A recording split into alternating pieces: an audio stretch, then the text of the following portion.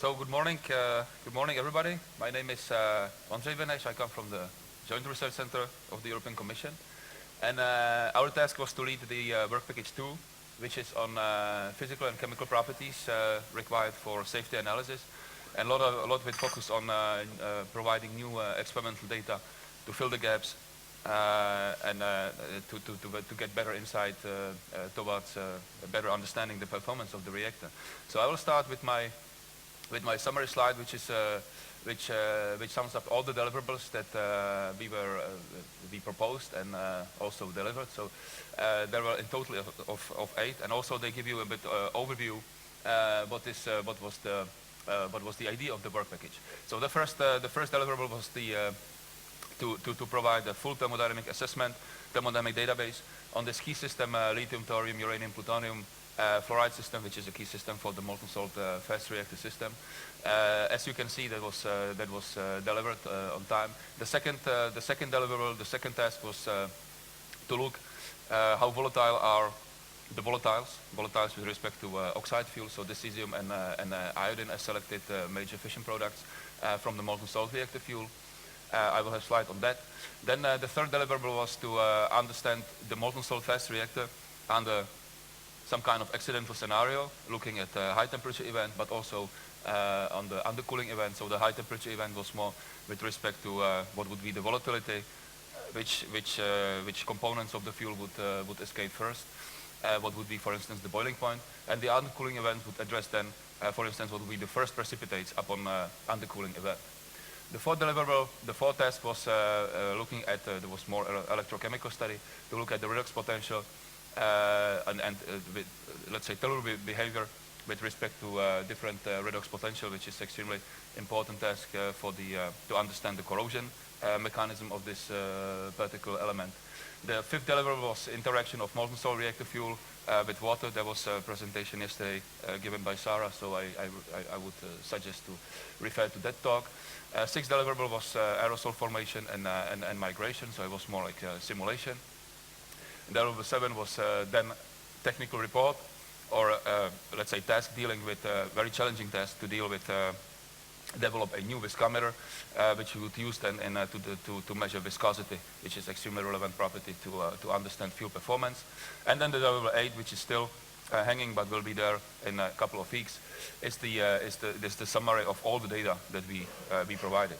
So as you can see, we had 4 institutions involved in the WP2 side, the JRC, so it was us, the CNRS, TU Delft, and PSI and Politecnico di Milano. So I would show you just few highlights. Before I do that, we had also 2 milestones. So first milestone was synthesis of plutonium trifluoride and the first measurement. So this was achieved, and recently we also achieved the first measurements on this novel developed viscometer. So this was, from that point of view, very successful. So a few highlights. First one related to synthesis. We addressed this in a couple of talks yesterday, one by myself, the other one by Pavel, who is actually leading this lab.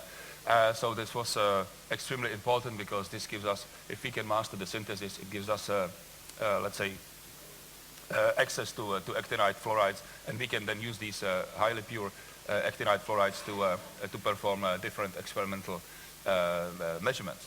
So this was the first highlight. The second highlight is then take the advantage of these actinide highlights and measure the properties that we want to address. So this shows the two phase diagrams, two binary phase diagrams, which are filling the gaps of for finally perform to describe the full quaternary system thermodynamically. So there was the lithium fluoride plutonium trifluoride system with the new data as bullet points, and thorium fluoride plutonium trifluoride system, a bit slightly complex system with or more complex system with also intermediate compound formed at towards high temperature. So all this was let's say significant contribution towards development and improvement of the thermodynamic database, which was then used to perform certain fuel optimization with respect to melting point, for instance, or vaporization behavior. And of course, if we have this database, and one of the output is shown on this figure, which is the calculated lithium thorium plutonium trifluoride system, that's liquidus projection, so it shows us where are low melting points. It shows us also how the melting point behaves or develops, let's say, with respect to different composition. So it was extremely, extremely relevant for us to be able to play with compositions and predict properties. So the next highlight I select was the looking at properties of the two fuel options. And this is specifically looking at vapor pressure. So I told you the vapor pressure is important, okay, to have an idea how volatile the fuel is, but also what is the vapor composition, and also what would be the vapor pressure and boiling point towards higher temperatures. So this is to predict the behavior at some kind of accidental conditions. So what we have here, okay, we have, I explained yesterday this Knudsen cell, which is the technique we were using to measure vapor pressure. I don't think I would spend much time on that, but what I want to more focus on are the results. So this is for the lithium, thorium, uranium salt as fuel option 1, and this is then data for measured data for lithium, thorium, uranium, plutonium salt.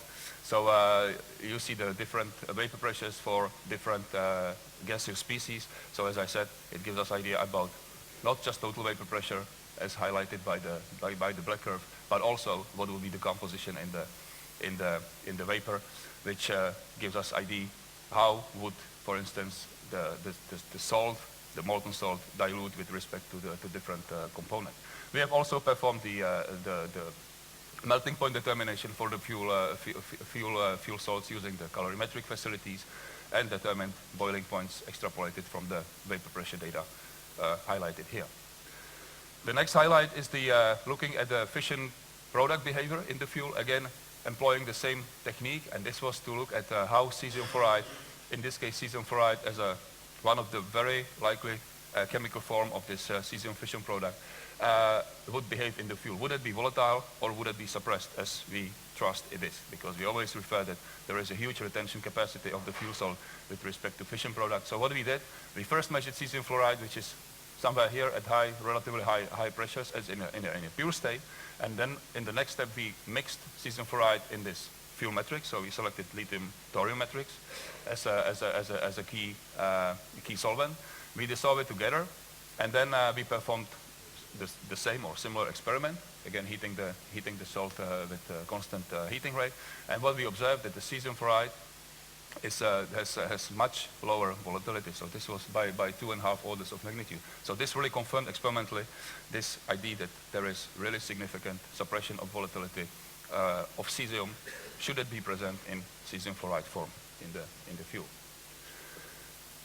Something I should not miss is that the Samofar project really helped us to develop also novel techniques, not to just use techniques we had already to provide the data, that was, let's say, what I discussed up to now, but also towards development of new devices to measure particularly the viscosity and thermoconductivity. So this is, as I said, this was addressed by also yesterday by Sarah.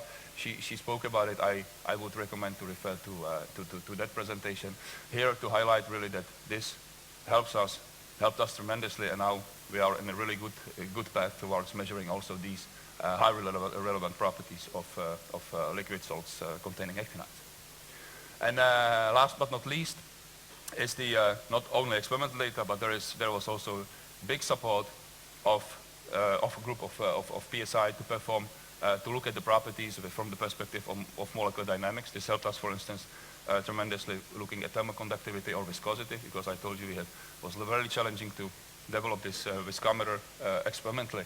So in the meanwhile, we can get insight in these properties by performing molecular dynamics, and this is something that I need to mention as well.